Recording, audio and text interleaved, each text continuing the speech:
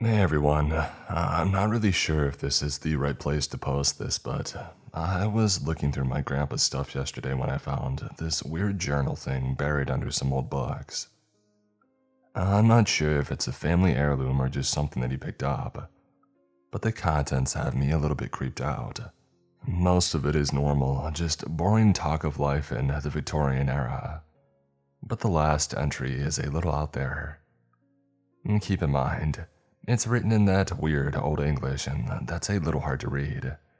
It's not as bad as you would think, but it's still pretty dense. So be warned. See for yourself. 1897. I apologize for neglecting you all this time, dear companion, but I'm afraid I must confide in you again. For I have witnessed something truly abhorrent on this night. Something that I know no sane man shall believe if I were to reveal it. I had long thought that my father's inheritance would be enough to support me and my mother until I concluded my studies and found suitable work. However, in the months following father's death, her health had begun to decline. Her condition burned through the bulk of our savings, and it forced me to find an alternative source of income, which, given my standing and lack of proper study, proved difficult.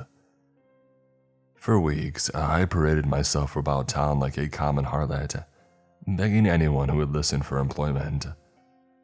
The bobbies nearly tossed me in prison for panhandling the way that I went on, but my labor was not without its fruits. I found employment in a man by the name of Count Abraham Hohenzollern. The Count was new to the London area and had taken up residence in a home not too far from Westminster. While the home was fully staffed, the Count had need of an errand boy to undertake the odd deliveries here and there. It was unbecoming work, but work nonetheless. I had always had a way with horses, and so I figured the job would not be too cumbersome. An assumption proven wrong the very first day, or should I say night. At nearly the stroke of 3, I was asked to drive one of the Count's carriage to a location that I was not privy to. The time was odd enough before I saw the carriage itself. It was an old contraption that was little more than a box on wheels. There were no seats inside, nor anything meant to accommodate passengers. It was colored a deep black like that of a starless night sky, and pulled by horses of the same color. A single lantern hung beside the driver's station, though the lights seemed to be sucked into its darkened tide.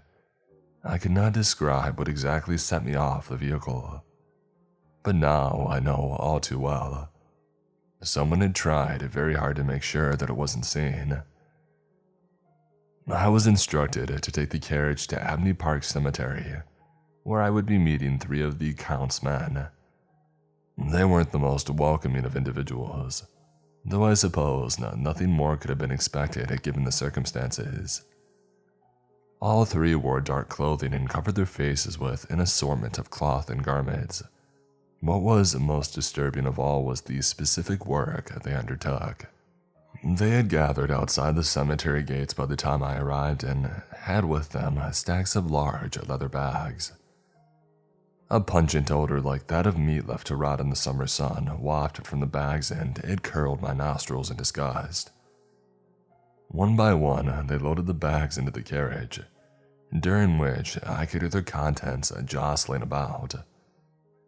I figured little from this and assumed that I had gotten mixed up with grave robbers of some sort. My good conscience told me to take the carriage straight to the authorities, but the payment was too lucrative to ignore. Doctors cost too much, and my mother wouldn't survive without them. So I did the job, and I did it well. Night in and night out, I would ferry them Count's ill-gotten gains to and from his manor without protest. I could only imagine what use he might have for them, but I imagine that once one has a taste for luxury, it can be quite difficult to relent. He was good for the money as well, more so than I ever thought possible. With the income that I brought in, I was able to pay for whatever personnel or treatment my mother required, without having to sacrifice my academic ventures. Before long, she began to recover from her ailments and regain some of the dignity that they had stripped from her. I just say that it was quite reassuring to see her wandering about the house again, sewing and cooking as she had in my earlier years. The greatest of all was her smile. It had been some time since she had mustered anything but a solemn frown or dreary, passive expression. I did not blame her for this, though I could not help but feel resentful towards her. In the months since my father's death, our roles had taken something of a reversal. She, the bedridden, mewling beggar, and I, the stiff-lipped provider. I know in the deepest corner of my heart, it is no fault of her, but I hated her all the same. We had already lost so much dignity in her squalor. The least she could have done was not pout like a common field hand. In the weeks following her recovery, however, she did just that. She greeted me with a grin upon my return home and sent me off with an equally beaming grin. As time went on, she even rekindled relations with our neighbors, putting our name back in their good graces. In the few gatherings that I had time to participate in, she was the sun among stars, pulling everything into her orbit with a twinkling smile and joyous composure. It delighted me to see her in such good spirits again. It made my evening affairs all the more tolerable. Though even my mother's miraculous recovery could not distract me for long. My routine had become almost mundane by this point. I attended classes by the day and drove the carriage by night. Nothing more, nothing less. That is until one night a few weeks ago, when my partners in crime made one tiny error. It was a night like so many others. They were filling the carriage with their misbegotten treasures, while I sat in waiting at the driver's seat. My thoughts lingered on that day's lessons, when suddenly a loud crash came barreling through the night. I spun around and saw that one of the workers had thrown one of the bags into the side of the carriage, rather than through the door. An error of exhaustion, no doubt, but one that was not without its consequences. The bag's leathery hide had been split open from the impact, just enough for the dim lantern light to illuminate a tiny sliver of its contents.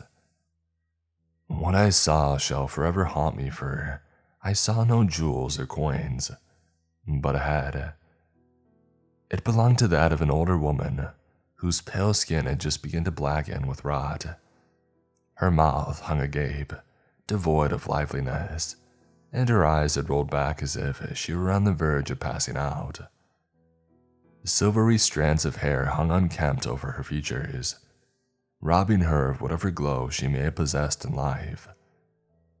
A shocking morbidity hung about the head as it rolled about in the bag, compelling me almost to madness before one of the workers scooped up the bag and tossed it into the carriage. I almost hadn't believed my eyes when the head had passed from my vision.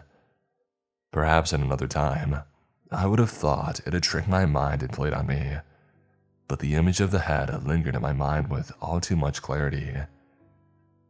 There was a creeping sense of familiarity brought on by the head, and one that haunted me all through that night.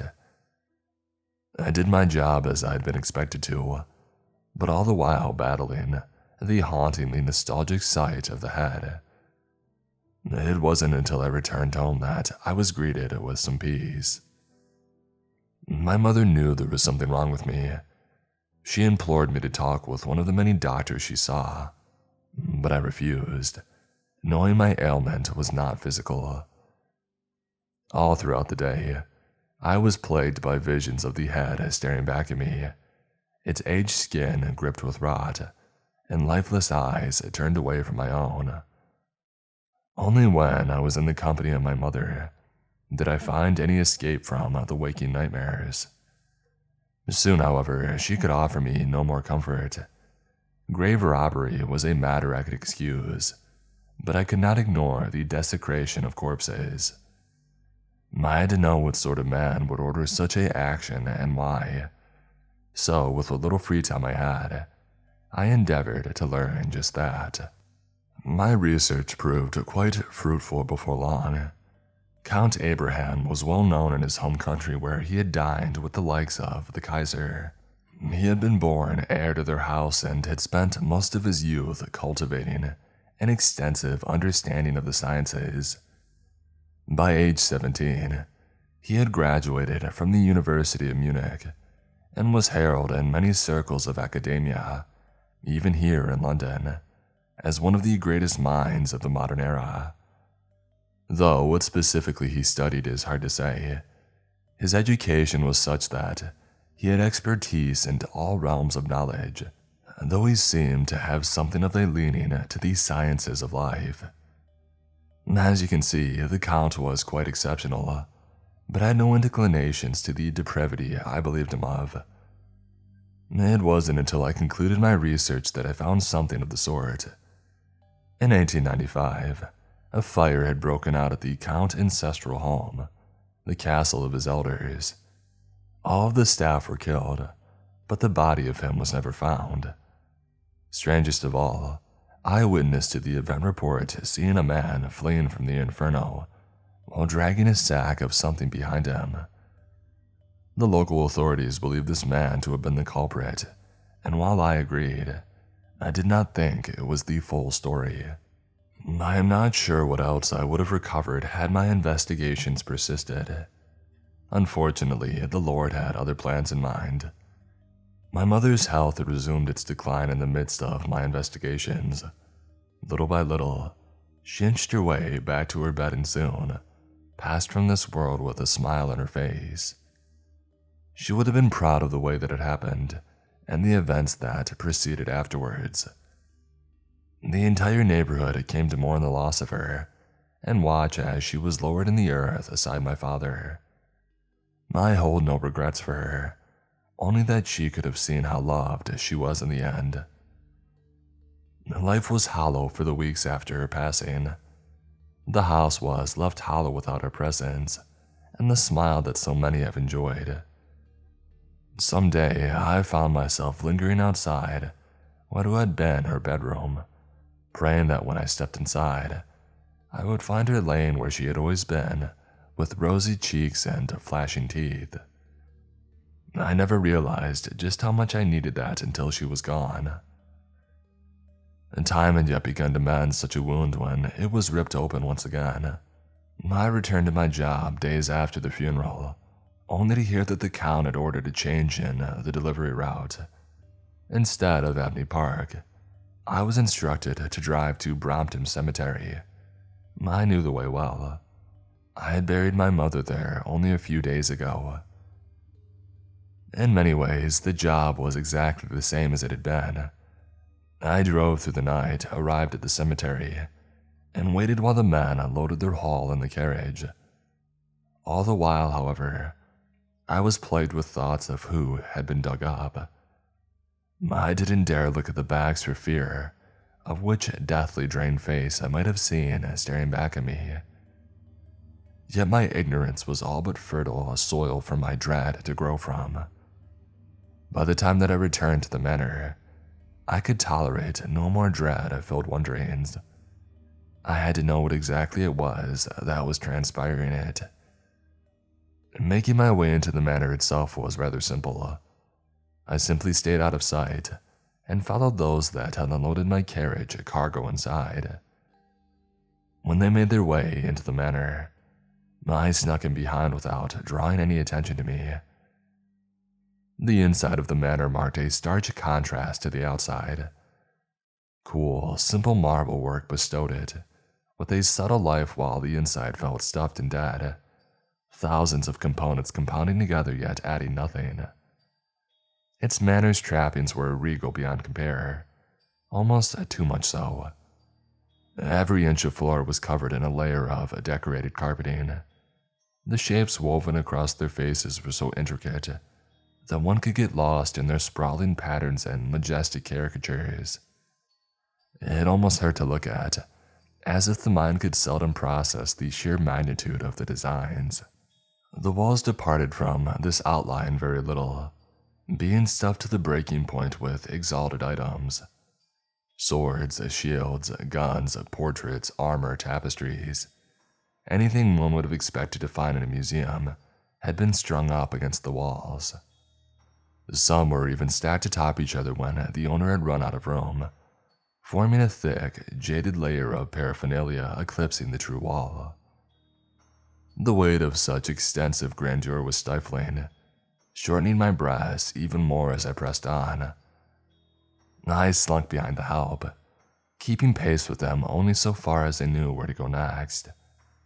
Their confidence in their security blinded them to my approach, and let me follow them to their journey's end. In the center of the manor, or what I believe to be the center, are a set of doors adorned in more jewels and precious stones than the king himself. Had I not known better, I would have thought them to be the gates of paradise themselves. I could not see behind the doors, for at no point were these staff members moving through them. My chance might have come as they completed their tasks and wandered off to attend to their other duties, only for the very last one to lock it shut behind her. I would have snuck my way out of the manor had I not noticed what the servant clutched in her arms. It looked like a slab of meat wrapped in paper, like the kind one would leave a butcher's shop with. Knowing what had been brought into that room, I elected to follow the servant after all others had filled away. She climbed the many steps to the top floor of the manor, while I crept behind her and heard until she arrived at another peculiar door. This one was not as ornate as the previous ones, but if I had to summarize its peculiarity, the rest of the house seemed to have grown from it like roots from a tree. Rings of items spread out from the door, carrying with them some semblance of uniformity. The closer one drew to the door, the less and less clutter covered the walls, giving one a view of the oddly uneven brickwork beneath. Countless stones of varying shapes and size and hues had been sealed together with mortar that dripped out over them. The patchwork was unbecoming of such a luxurious establishment, and it unnerved me as I approached it. The servant undid the lock on the door and gently pushed it open. A vigorous beam of light came bursting out into the hallway, blinding me in its contrast between the dim halls. The servant slipped inside before long as I crept to catch the door before it shut. I did not slip inside after her, electing instead to linger by the door and peer through the crack that the light streamed from. Inside was a place I assumed was a dressing room of sorts, albeit one that had been expanded to its zenith. The ceiling easily rose another story, with the oddly barren walls colored white as pure as snow. A chandelier hung over the room from which flickering candlelight was cast outwards in every direction. Shadows danced across the floor, which was covered in an assortment of papers scattered haphazardly across the floor. I could make out little of what was transcribed on them, but what I could discern seemed to be anatomical diagrams of the human body. I even recognized a few from my university's medical studies. In the very back of the room, however, lay that which drew all my attention. A dressing table was propped against the back wall, but it was adorned with beautification products like my mother's had. Rather, the only items it housed were string and needles, as if he was preparing to quilt something together. Sitting before the display was a figure whose details I could not ascertain. His body was covered in a silken robe that glistened in the candlelight, his face obscured by a hood that he had pulled over his head. His back faced the doorway from which I spied and the servant approached, making further identification impossible. The woman was in clear distress as she approached. Her posture became rigid like stone and her steps slowed the closer she drew to our mutual benefactor. I can only imagine what horror contorted her expressions. She was quick to lay the package down on the dressing table, scurry back and say, "The portion you requested, my gracious lord. The figure's head turned ever so slightly to gaze at the parchment, and asked in a voice tattered and mangled like shattered glass, "Not too old, I hope?" "Yes, my gracious lord. This specimen was 54 when she died." The man slowly extended a hand out to rest on the parchment, a simple act that elicited a surge of horror within me. The hand that slipped from his robe, a patchwork of color of every shade on God's green earth, white, black, and even yellow, all sewn together with thread into a quilt of human skin. The fingers themselves were also mismatched. Some were withered like that of an elder, another were thick and callous-laced, and one was so small and frail I swear it must have belonged to a child. I had to clasp the hand over my mouth to suppress the gasp that would have escaped. My eyes could not turn away from the sight, nor stop themselves from absorbing every detail of the scene. They raced along, every string laced through that skin, only to watch them disappear into the folds of his robe. I should have fled from the sight as any sane man would have, but a fierce union of fear and morbid curiosity froze me to the spot. The mismatched hand pulled the package in front of the figure, obscuring it from my view. "Good." The man moaned as if he were spitting out his last words before suddenly barking, "Leave!" As if a dog from the starting line, the woman burst from the spot and fled back to the door. Her rush was such that I barely had time to dodge aside, and when she did come barreling through the doors, she did not notice me crouching beside it before speeding off down the stairs. I assumed she was too desperate to flee from the man to notice someone slinking in the shadows. I should have also fled then and there, but I had only found more questions instead of answers.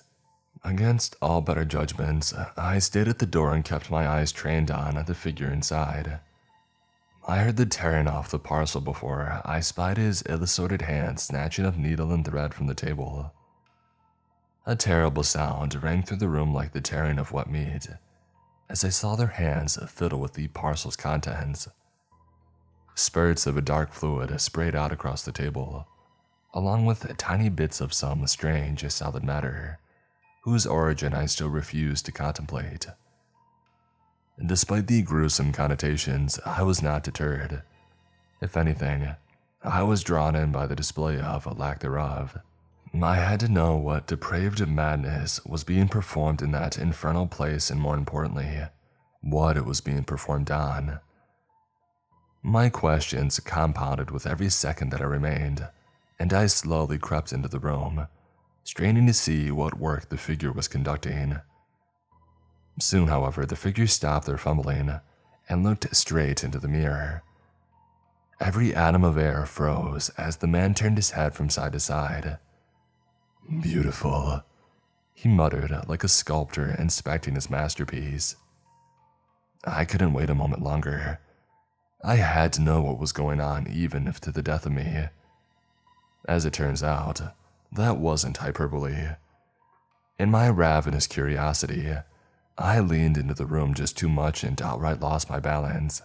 I regained it quite easily, but I had to slam a foot down in order to do so, which sent a thunderous echo racing through the room. My heart stopped dead in its tracks at that moment, as if suddenly the entire world had turned its eyes to me. In an instant, the figure spun in its seat and showed to me the most gut-wrenching sight that I will ever see. I had hoped to merely have seen a patchwork face staring back at me, but instead, I saw that of my mother gazing across the room with that jubilant grin beaming back at me.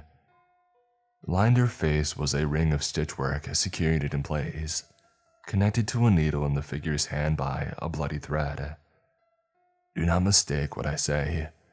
It was not merely an elderly woman's face. It was my mother's. I could never mistake that smile. In an instant, however, such a jovial feature twisted into an expression of the purest rage a man could hope to produce. That face, which I had loved and admired for so long, flung every ounce of spite it could at me in a way I can only recall in my nightmares. The figure snapped to their feet, jabbing the needle in my direction with a mismatched hand and howled, "Get out! I'm not ready! Get out!" I complied in an instant, fleeing from the spot with the ferocity of a true coward. I tore down the stairs, bashing through every staff member that even thought of stopping me, and I burst out into the night, chased all the while by the thought of what I had seen. I haven't left my home since. I do not dare disclose my findings, for even I do not believe them. I've prayed for madness every night, if it means what I have seen was not real. But the memory only falls into greater clarity with each passing day. My thoughts are plagued with the questions that I have been left with. I wonder what I even saw that night. Perhaps it was the content question, though I pray that is not the truth. I could not imagine a world where a man could subject himself to such a disfiguration. But what else could it be? Whatever that abomination is, its words have plagued me above all else. I fear what might happen when it is ready, or even what ready may look like for that demon. A part of me does not dare to imagine what beastly creation could be birthed from such an outcome. Yet another theory haunts me even more. I saw what that creature had done to itself, the parts that it had stitched to itself. Mangled as they were human nonetheless. I fear that its end goal is to be human enough to walk invisible amongst our ranks, and for what reason I cannot say, nor do I wish to know. I only dread the day when such a demon is allowed to tread where it wishes and to do as it pleases, when it is no longer satiated by the dead alone.